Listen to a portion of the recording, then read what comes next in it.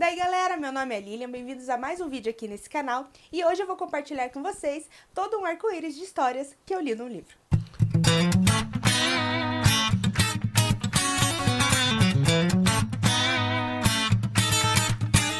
Como o Clube Intrínsecos foi o meu primeiro clube de assinatura e eu tenho um carinho enorme por ele, eu decidi trazer aqui um ranking dos livros que eu mais gostei para contar um pouco mais sobre a minha experiência com o clube. Primeiro eu queria dizer que apesar de eu ter colocado eles num ranking do que eu menos gostei para o que eu mais gostei, não teve nenhum livro do qual eu odiei ou não gostei nada sobre ele, apenas foi um pouco diferente do que eu esperava ou o final não foi muito legal. Eu vou dar uma passada por cima sobre o que o livro fala e um pouquinho das minhas impressões sobre ele, porque senão esse vídeo vai ficar maior do que eu já acho que ele vai ficar. Fazendo um balanço dos 24 livros, 11 deles eu favoritei, então eu acho que foi um desempenho muito bom.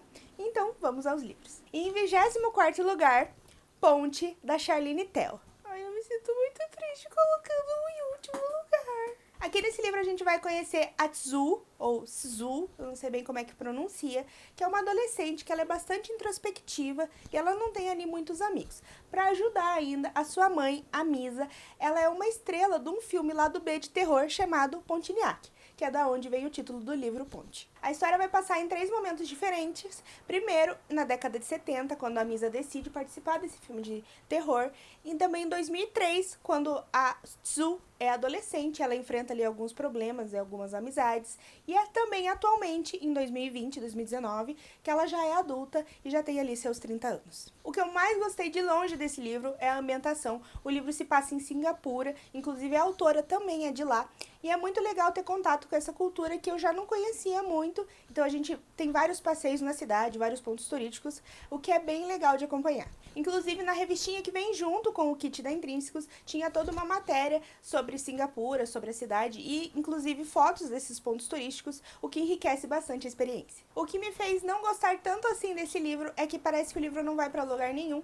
Basicamente ele fica acompanhando a vida dessas mulheres e não tem ali um grande final ou um grande desfecho que faça o livro ser memorável. Eu queria realmente gostar muito dessa história, porque é uma história que normalmente conversa muito comigo, são sobre mulheres, contado por uma mulher, mas infelizmente eu não consegui achar ali exatamente a mensagem do livro e também não consegui me conectar com nenhuma das personagens, então por isso ficou em último lugar. Em 23º lugar, o primeiro e único livro de um autor nacional, o livro de Líbero, do Alfredo Nugent Setúbal. Nesse livro a gente vai acompanhar o Líbero, que é um menino de 10 anos, 8 anos, que vive numa cidade pequenininha chamada Pausado. Aquelas cidades que são bem no interior e que são também de bastante difícil acesso. Ele trabalha, digamos assim, com o seu pai num pequeno jornal da cidade e quando um circo chega até a cidade, ele decide ir até lá entrevistar ali as pessoas que trabalham no circo junto com um outro estagiário que trabalha no jornal. Chegando lá, ele é confrontado com a oportunidade de conhecer o livro da sua vida.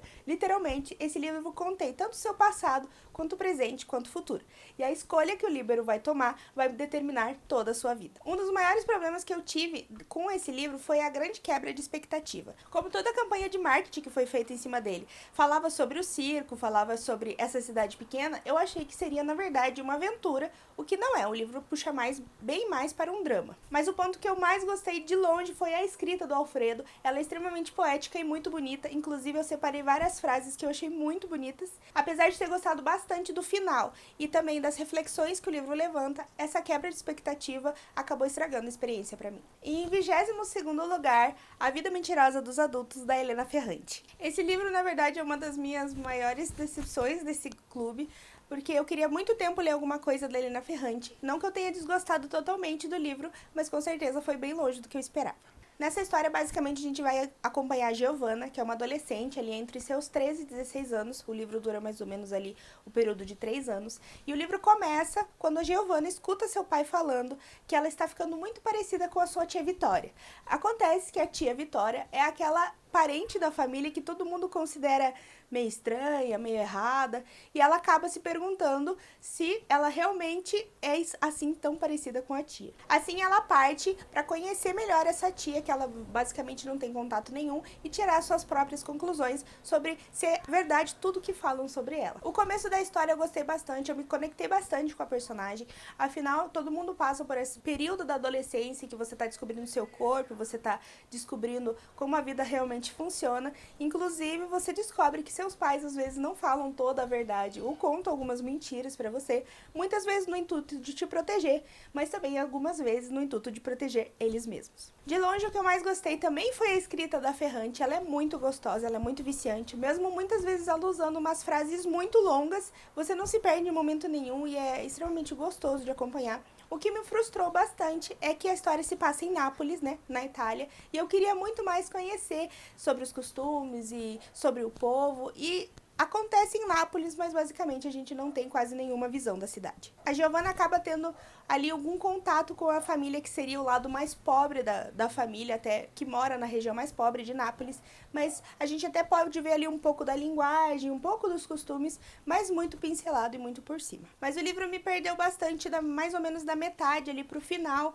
Parece que a narrativa se perde um pouco, ela fica um pouco sem rumo, e parece até que o final da história tá faltando algumas páginas e que precisa ser complementada. Talvez até fosse a ideia da autora, mas eu não esperava por isso e acabou não sendo tão legal. A Netflix confirmou que já adquiriu os direitos de adaptação para uma série baseada nesse livro, mas ainda não há nenhum tipo de data de lançamento. E em 21º lugar, Uma Dor Tão Doce, do David Nichols. Esse foi meu primeiro contato com a escrita do David Nichols, eu não tinha lido nada nele ainda.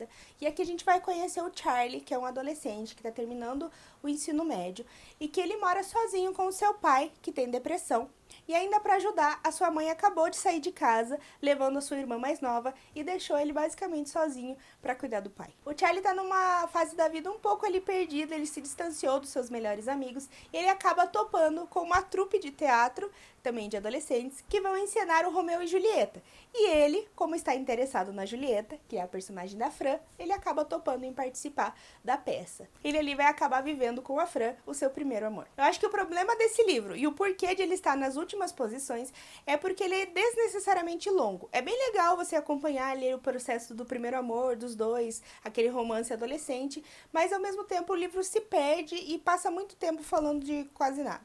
O que é bem legal do livro foi a parte que eu mais gostei de longe, é a relação que ele constrói com o pai dele, vendo o pai dele se curar ali, vendo melhorar, e os dois mantendo uma relação bem mais forte do que no começo do livro. Contudo, ele não é um livro ali muito marcante, ele me empolgou um pouco no começo por ter essa questão de participar de um teatro, participar ali do Romeu e Julieta, que acho que é algo que eu gostaria de ter feito durante a minha adolescência e acabei não fazendo, mas ao mesmo tempo ele não tem nada marcante, o final também fica assim meio jogado, e acaba sendo um livro que você não vai se lembrar muito depois. E em 20º lugar, A Dança da Água, do Ta-Nehisi Coates. Esse foi um dos livros que realmente deu bastante trabalho de ler, boa parte por causa da sua temática.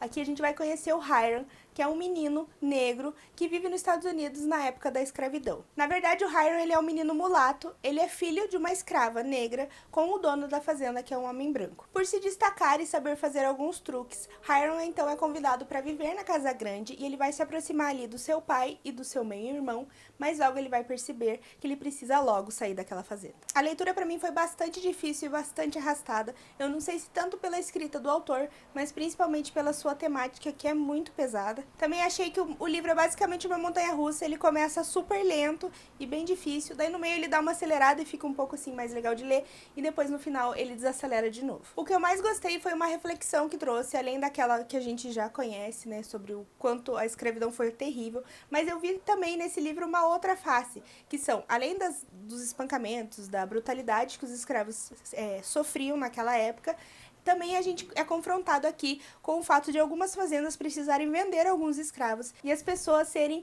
separadas tanto dos seus familiares quanto dos seus amigos e não saber se alguma vez vai ver eles de novo na vida. Apesar de eu achar que ele é um livro super importante e super atual para ser discutido, eu achei que em muitas partes ele perde totalmente o ritmo e ele traz alguns aspectos ali meio fantásticos que meio que não são necessários e até atrapalham um pouco a história. Mas de modo geral eu gostei bastante da experiência. E em 19º lugar, A Última Festa, da Lucy Foley. Aqui a gente vai conhecer a história de 9 amigos que decidem ir passar um ano novo em uma fazenda bem afastada das cidades. Inclusive acaba acontecendo uma tempestade de neve e mantém eles isolados de todo mundo. Eles são amigos ali na faixa dos seus 30 anos e se conhecem desde a época da faculdade, mas dá pra gente sentir que eles já não são mais tão amigos assim e estão forçando um pouco pra manter essa amizade. Então, em um determinado momento, acontece um assassinato e a gente sabe que apenas um dos outros 8 é que pode ser o assassino. Coisas que eu gostei bastante bastante sobre esse livro. Primeiro é a ambientação, que eu achei bem legal, essa questão de ficar isolado totalmente ali numa fazenda cheia de neve.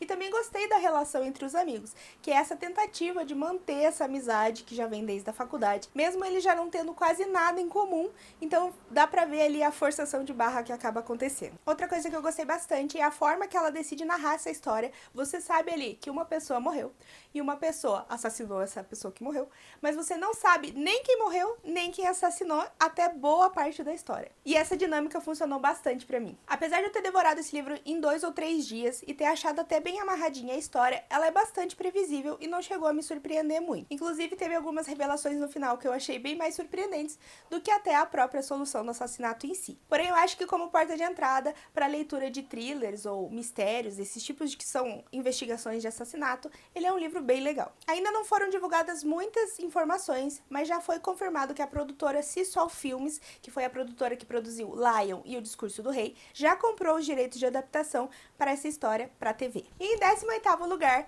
Território Lovecraft, do Matt Ruff. Apesar de eu não saber na época, esse livro é um livro de contos, na verdade são acho que 6 ou 7 contos. Como todos os personagens são introduzidos no primeiro conto e depois eles vão ter ali cada um a sua história separada, eu acabei não percebendo que era um livro só de contos. Em um primeiro momento a gente vai acompanhar o Atticus, que é um homem negro vivendo nos Estados Unidos da década de 60. Ele recebe uma carta do seu pai pedindo que ele retorne para casa. Quando ele chega lá na casa dele, ele vê que o pai partiu para uma cidade que consta no mapa dos Estados Unidos, mas também é uma cidade de um dos contos do H.P. Lovecraft. A história vai ter ali o teor de fantasia com esses elementos aí das histórias do Lovecraft, mas o tempo todo discutindo a segregação racial e o racismo nos Estados Unidos. Foi um livro que eu me diverti bastante lendo, apesar de eu não ser uma pessoa que lê tanto assim fantasia.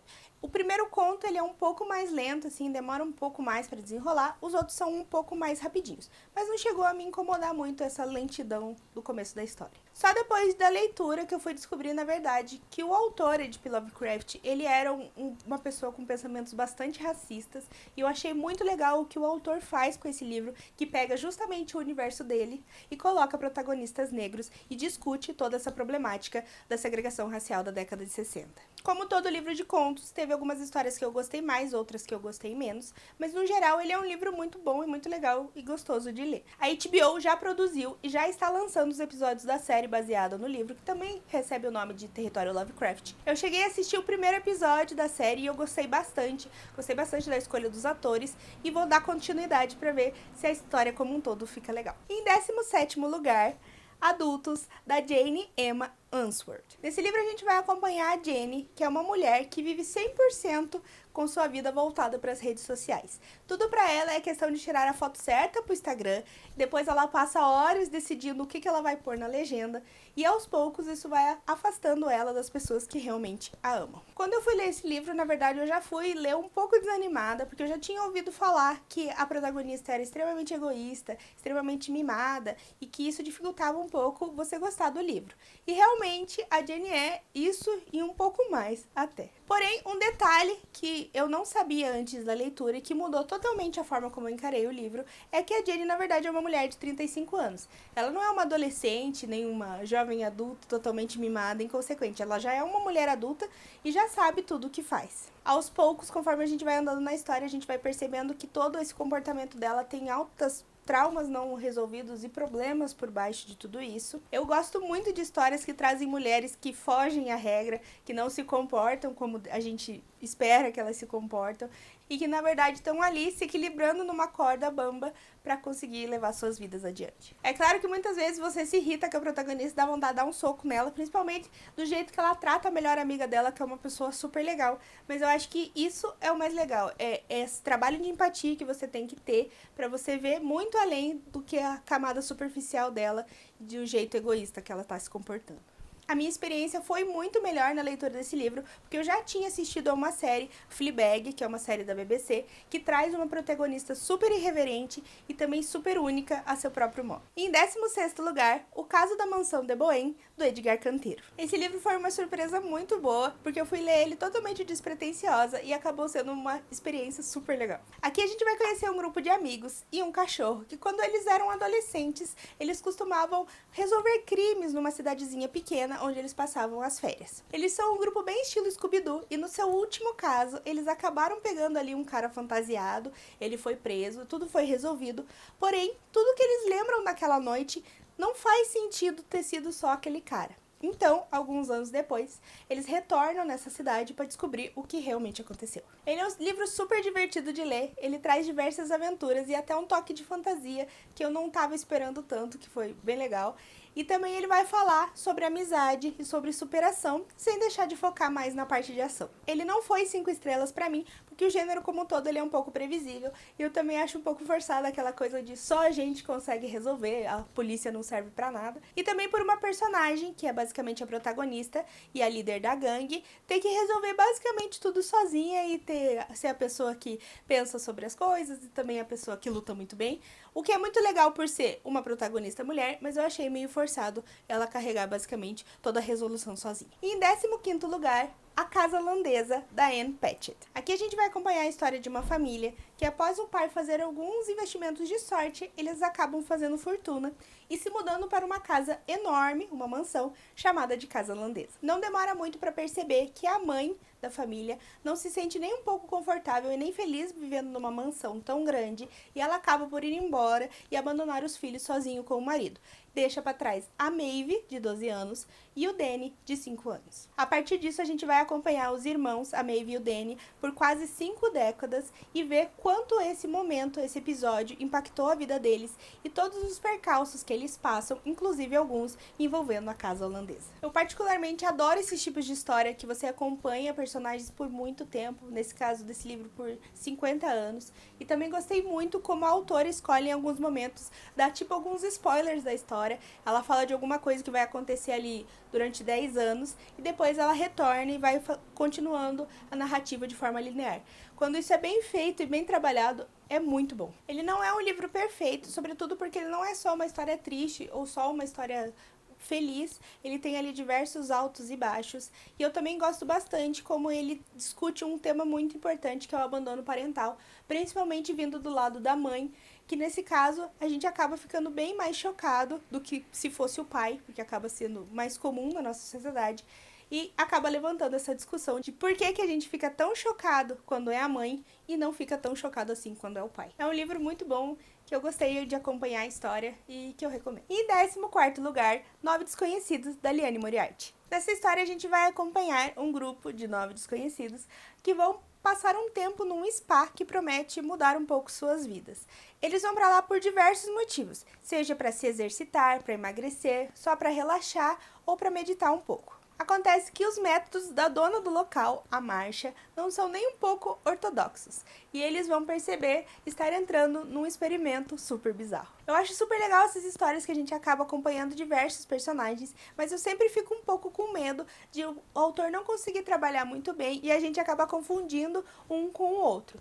O que não acontece nesse livro, já que a autora cria aqui um background e as motivações de cada personagem muito diferentes e que faz bastante sentido dentro da história. Não foi um livro 5 estrelas, porque não é uma história que se destaca muito depois que você acaba de ler ele, mas é muito gostosa a escrita da Liane e eu me diverti muito lendo. Com o lançamento previsto para 2020, mas que eu acho que provavelmente vai ser adiado devido à pandemia, a Hulu comprou os direitos de adaptação para uma série baseada em 9 Desconhecidos, que vai trazer no elenco a Nicole Kidman e a Melissa McCarthy. Daqui pra frente, todos os livros que eu vou citar são livros que eu dei 5 estrelas. E em 13º lugar, Recursão, do Blake Crouch. Com certeza, essa é a história mais louca e bizarra que veio em qualquer caixinha da Intrínsecos. Pensa em um mundo em que as pessoas estão sendo diagnosticadas com uma doença chamada Síndrome da Falsa Memória.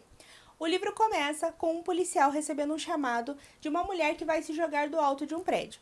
Ele vai até lá, porque ele é a pessoa mais próxima, e começa a conversar com a mulher. Essa mulher afirma estar tendo memórias de uma vida que ela não viveu. Ela se lembra de um marido e ela se lembra de um filho de 10 anos que ela tem, mas que na verdade não existem. Então ela começa a contar que a vida dela não tem graça nenhuma, que ela não faz nada de diferente e, além do mais, ela lembra desse marido e desse filho de uma forma muito nítida. Então ela acaba se jogando do prédio. Em contrapartida, a gente vai acompanhar uma outra personagem, que é uma doutora autora que está pesquisando para conseguir encontrar a cura da doença de Alzheimer, por causa que a sua mãe sofre da doença.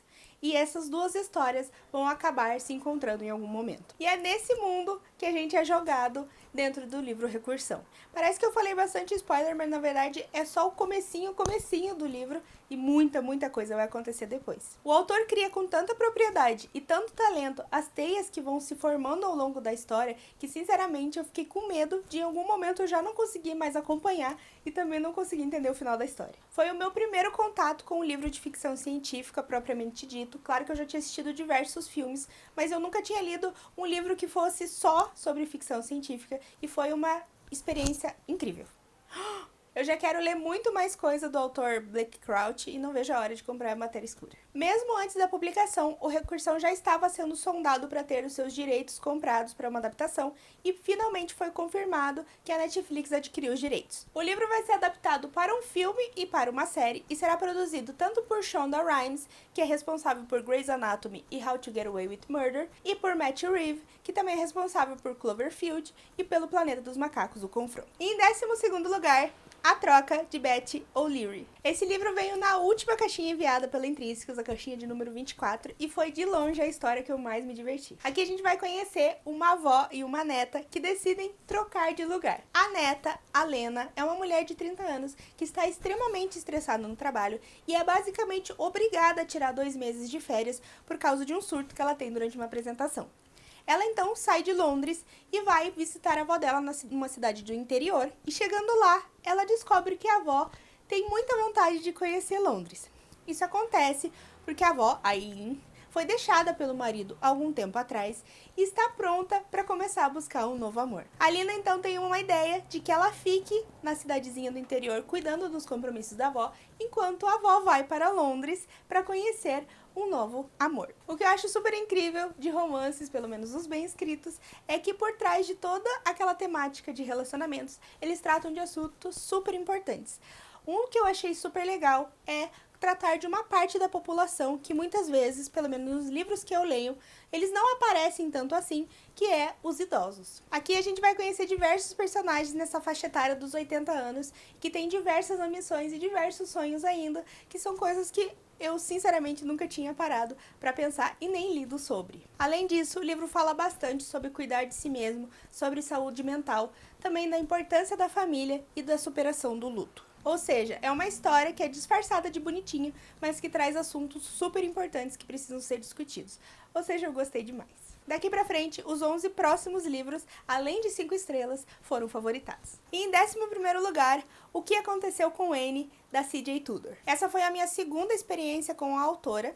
Eu já tinha lido anteriormente O Homem de Giz. E eu não vou citar aqui a sinopse do livro, eu vou só citar a frase que está na parte de trás do livro, na versão comercial, que já tinha me instigado a ler antes mesmo de eu comprar essa caixinha. Ela diz o seguinte: quando a minha irmã tinha 8 anos, ela sumiu. Na época, eu não achei que pudesse existir coisa pior.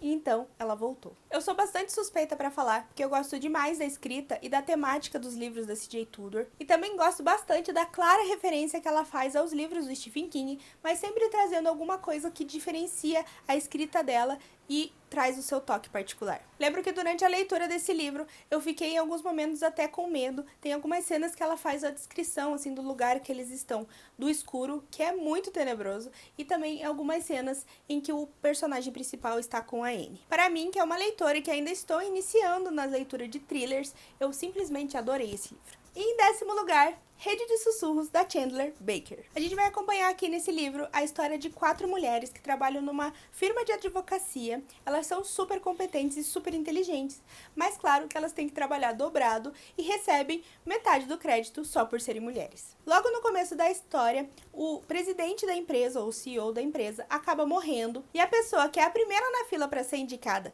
para tomar o lugar desse presidente é o chefe dessas mulheres, que acaba por ser um machista assediador. Esse livro é extremamente atual e representa muito, em muitas passagens, tudo aquilo que as mulheres passam com relação ao machismo e ao assédio no ambiente de trabalho. Inclusive, eu fiquei com muita raiva lendo esse livro, teve altas passagens que eu tive que fechar para dar uma respirada. Eu achei muito legal como a autora consegue fazer você se colocar no papel dessas mulheres, mesmo não tendo nada a ver, por exemplo, com uma advogada que trabalha em uma firma multinacional, você consegue se ver passando por aquela situação, e o que é um exercício de empatia muito legal e muito bem construído. É muito legal também como dentro da história a autora cria uma rede de sussurros, que é uma planilha de forma anônima que contém os nomes de todos os homens cilada da cidade ali, que no caso são homens que não se comportam bem com as mulheres, que assedia ou que, bom, não tem comportamentos legais. Então ela traz na história essa rede de sussurros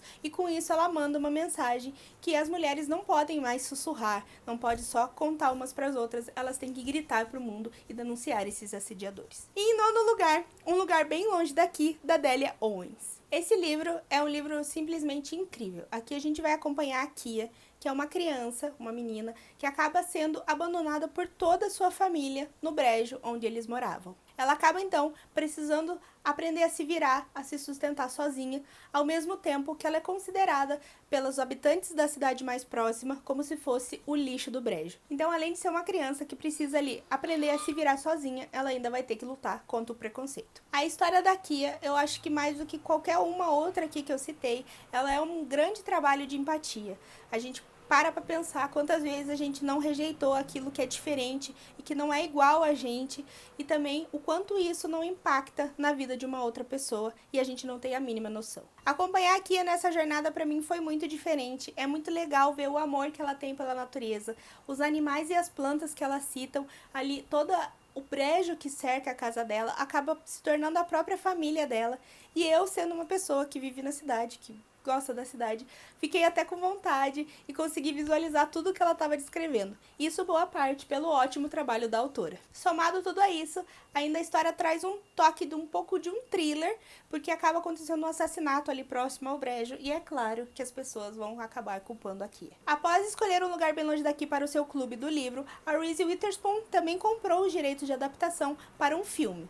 O filme já está em fase de pré-produção, mas ainda não tem nenhuma data de lançamento. Em oitavo lugar, o segundo livro da C.J. Tudor nessa lista, As Outras Pessoas. É o terceiro livro lançado pela autora e o terceiro livro que eu li dela. Imagina um cenário em que você está voltando para casa após o seu trabalho, está num congestionamento e no carro da frente você acaba vendo uma menina sentada no banco de trás, igual a sua filha. Você tem certeza que a sua filha está em casa com a sua esposa, mesmo assim, após ela falar papai, olhando para você, você começa a perseguir o carro da frente, após entrar em todo o tráfego, acaba perdendo o carro de vista.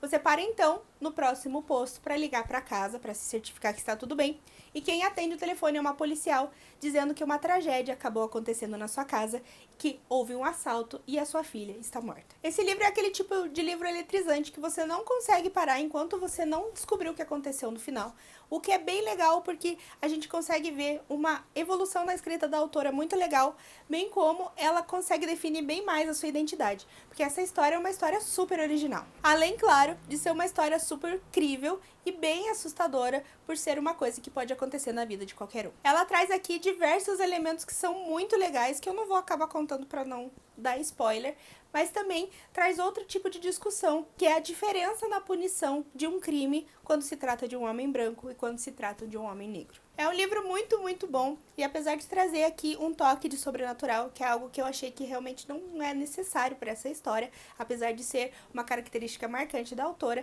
não tira em momento nenhum o mérito da escrita desse livro. Ele é muito bom. E em sétimo lugar, Os Segredos que Guardamos, da Lara Prescott. Esse foi o livro que veio na primeira caixinha que eu adquiri em novembro de 2019, então ele tem um lugar muito especial no meu coração. A história desse livro é uma ficção histórica, ou seja, baseada em fatos reais, sobre uma missão da CIA em que eles pretendiam pegar o livro Dr. Zhivago, que é escrito por um russo, que foi publicado fora da União Soviética, retraduzir para o russo e colocar por baixo da cortina de ferro.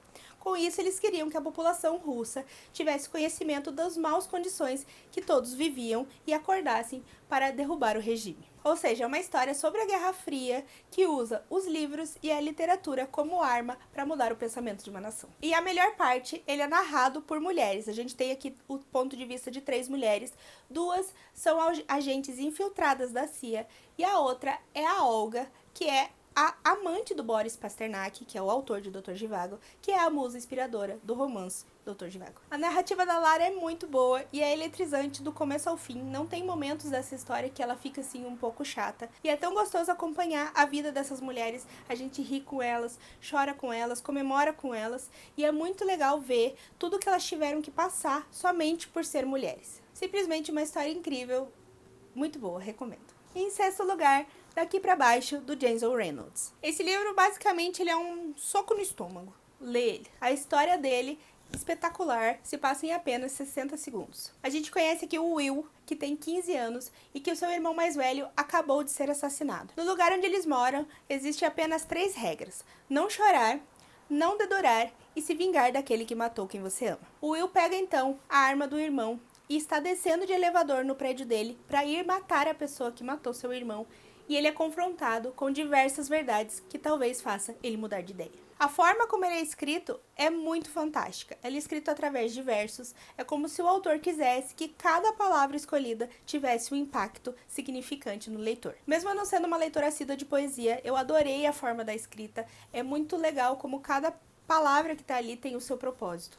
A discussão principal que o livro traz, que é a perpetuação da violência, é mostrada de uma forma tão crua e tão bruta que me faz pensar em todas as vezes que eu escutei notícias dessas na TV. E muitas vezes, do alto do nosso privilégio, a gente não para pensar que são pessoas, seres humanos, por trás daqueles números e estatísticas. Esse livro mexeu demais comigo, ele é uma leitura super rápida, e super impactante e super necessária. E em quinto lugar, Os Prós e Contras de Nunca Esquecer, do Val Emick. É aquele tipo de livro que dá aquele quentinho no coração. Aqui a gente vai conhecer a Joan, que é uma menina de 10 anos que tem uma síndrome rara. Ela tem uma memória autobiográfica, ou seja, ela consegue lembrar nitidamente tudo o que aconteceu com ela desde os 3 anos de idade. A gente também vai conhecer o Gavin, que é um homem adulto e que acabou de perder o seu marido, que teve um infarto, e vai passar algum tempo na casa dos pais do Joel para fugir um pouco de casa e das suas lembranças com seu marido. Porém, disso tudo vai sair uma parceria super inusitada. A Joan tem muita vontade de participar de um concurso de composição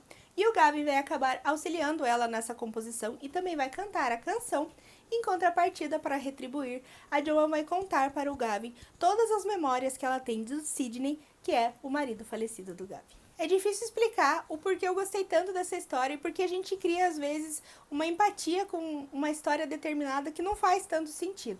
Eu acho que, em boa parte, eu gosto muito de histórias que trazem crianças inteligentes e super carismáticas, como é o caso da Joan, mas também gosto muito de histórias que trazem essas parcerias, esses encontros inusitados em 2 personagens, né? Uma menina de 10 anos e um homem adulto que não aconteceriam em ocasiões normais. Eu também adorei acompanhar esse processo de recuperação do luto que os 2 personagens passam. Na verdade, o Gavin perdeu seu marido e a Joan recentemente perdeu a avó, que era vítima de Alzheimer, o que é muito difícil para ela, já que a avó no final não lembrava dela e para ela não lembrar é uma das coisas que mais a magoa. É uma história escrita de uma forma super sensível e também de uma forma muito fofa, porque em alguns momentos a gente tem algumas ilustrações do caderno que a Joan faz, que são muito legais. É o tipo de história que vira e mexe você tá lendo e tá com um sorriso no rosto. E em quarto lugar, O Desaparecimento de Stephenie Meyer, do Joe Dicker. Aqui a gente vai acompanhar a história de diversos personagens. Na verdade, até no começo do livro chega a ter um guia de personagens para você não se perder. Mas digamos que a gente vai principalmente acompanhar o Jesse, que é um detetive que está à beira de se aposentar. Ele é conhecido como detetive 100% porque solucionou todos os casos que ele teve contato. Eis que em uma festa, a Stephenie Meyer, que é uma repórter, chega pra ele e fala: "Você se importaria se eu te chamasse de detetive 99%?" E ele pergunta por quê. E ela fala porque em um dos seus casos, que foi um quádruplo homicídio em 1994, que se passa 20 anos antes, você pegou o cara errado e eu posso provar. O Jesse fica um pouco intrigado com o que acontece ali, mas ele não dá muita bola, já que ela não tem provas ali. Acontece que 1 ou 2 dias depois, ele se depara com um aviso do desaparecimento de Stephenie Meyer.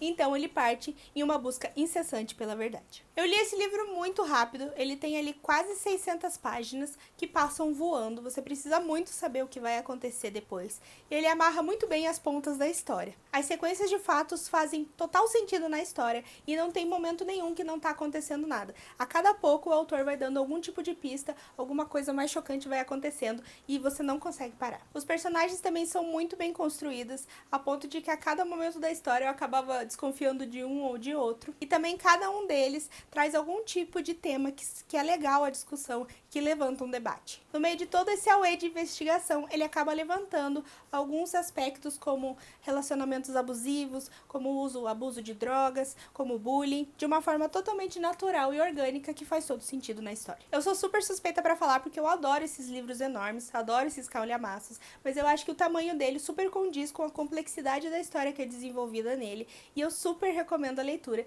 e eu adoraria ver uma adaptação desse livro. E em terceiro lugar, O Construtor de Pontes, do Markus Zusak. Chegamos então agora ao meu top 3 de livros do coração do Clube Intrínsecos. Aqui a gente vai conhecer a história dos irmãos Dunbar, que são 5 irmãos que acabaram ficando sozinhos. A gente sabe que a mãe deles já faleceu e que o pai abandonou eles há algum tempo atrás. Acontece que passa alguns anos e esse pai retorna pedindo que eles ajudem a construir uma ponte. Essa sinopse não chega nem perto de resumir o quão incrível é esse livro. Eu adoro dramas familiares e, no caso, bem escritos e bem construídos, é chance 100% de sucesso. A escrita do Markus Zusak é muito legal, ela é super poética e super bonita. Ele usa de pequenas frases curtas, também capítulos curtos, que dá uma fluidez muito grande na história. Lembro que no começo eu fiquei um pouco confusa até com essa forma de escrita e demorou um pouco para eu entender o que estava acontecendo, quando estava acontecendo, mas uma vez que eu entrei na narrativa, eu não conseguia mais parar. É tão legal ver essa relação entre os irmãos, que não tem nada de amorosa, mas que você consegue ver por trás das ações de cada um, o quanto eles têm cuidado e o quanto eles se protegem entre eles, algumas vezes até de uma forma um pouco agressiva, mas que é super único e super bonito de acompanhar. A forma como o Zusak escolheu também para narrar a história é muito legal. Ele começa a contando o que está acontecendo no presente e de repente ele volta para contar o começo da história da mãe, depois o começo da história do pai, depois quando eles se conheceram. Ele fica alternando entre presente e passado,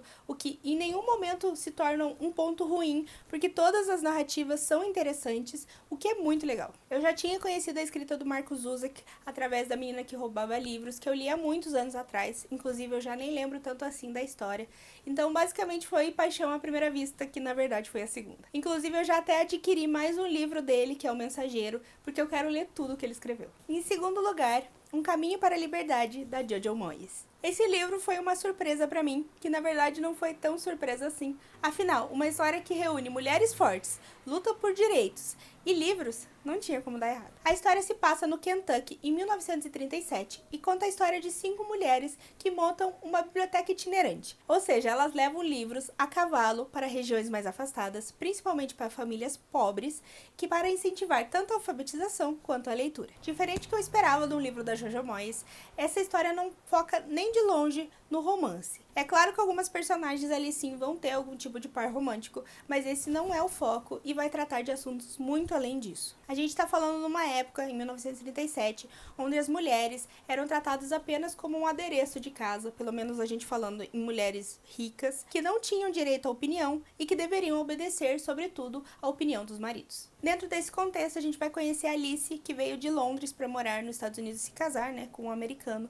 Ela esperava ir morar numa cidade grande como Nova York e acaba tendo que morar numa cidade pequena no interior. E ela vai encontrar, então, nessa biblioteca e nesses passeios a cavalo, uma forma de se libertar. Em contrapartida, vamos ter a personagem da Marjorie, que é uma mulher que vive sozinha dentro de suas próprias regras, ela não quer se casar, e que acaba, obviamente, se tornando um motivo de comentário de toda a região. Ver essas mulheres criando essa amizade, indo contra tudo aquilo que é estabelecido para a mulher da época, e também servindo de suporte uma para a outra, é muito legal. Eu achei ali o final um pouco corridinho demais e tudo resolvido muito rápido, mas em momento nenhum isso tira o mérito da história, porque é uma história muito gostosa de acompanhar. O livro já teve os direitos de adaptação vendidos e que vai se transformar em um filme. Inclusive, a autora do romance está envolvida na escrita do roteiro e eu já quero demais esse filme. E em primeiríssimo lugar, e não podia ser diferente, Pátria, do Fernando Aramburu. Aqui vamos conhecer duas famílias que vivem no País Basco